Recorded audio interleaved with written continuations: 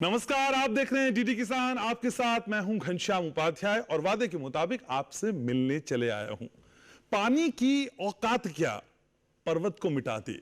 बूंदों की औकात क्या, समंदर को भिखा दे। राख के थोड़े ही बने कि कोई भी गिरा दे। हमें हुनर भीख में नहीं मिला जो बेअक्लों को गवा दे। लेकिन आज हम उस सच को समझने की कोशिश कर रहे हैं जो नदियों से जुड़ा है, उनके पुनरुद्धार से जुड़ा है, जल संसाधनों से जुड़ा है। और इन टोटलिटी बात बजट की करेंगे। बजट में नदियों को लेकर किस तरीके से बजट एलोकेट किया गया। मोदी सरकार के तीसरे कार्यकाल के पहले बजट में सभी क्षेत्रों का खास ख्याल रखा गया। जल संसाधन, नदी विकास और गंगा पुनरुद्धार विभाग के लिए आवंटित कुल बजट 30,233.83 करोड़ रुपए का हो गया, जो पिछले वर्ष के 19,516.92 करोड़ रुपए के आवंटन से 55% ज्यादा है। वित्त वर्ष 2024-25 के बजट में विशेष रूप से प्रमुख सिंचाई परियोजनाओं और नमामि गंगे मिशन 2 के लिए आवंटन में वृद्धि हुई है।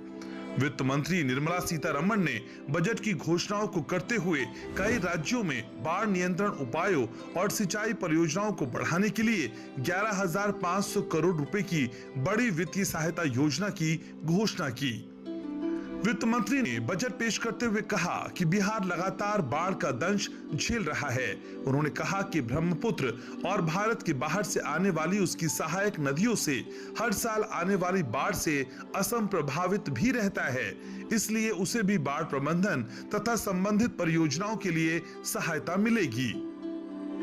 पिछले साल हिमाचल प्रदेश को हुए नुकसान का जिक्र करते हुए सीतारमण ने कहा, हमारी सरकार बहुपक्षीय विकास सहायता के माध्यम से पुनर्निर्माण और पुनर्वास के लिए सहायता प्रदान करेगी। उन्होंने कहा कि फरक्का बैराज परियोजना, बांध पुनर्वास और सुधार कार्यक्रम जैसे प्रमुख कार्यक्रमों सहित प्रमुख सिंचाई परियोजनाओं के लिए बजट को बढ़ाया गया है।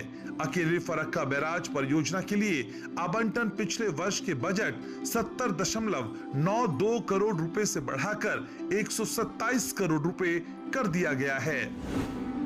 इसी तरह बांध पुनर्वास और सुधार कार्यक्रम में भी 54.05 करोड़ रुपए की वृद्धि देखी गई है। गंगा नदी के कायाकल्प के उद्देश्य से नमामि गंगे मिशन 2 को भी बजट 2024-25 में पर्याप्त आवंटन मिला है।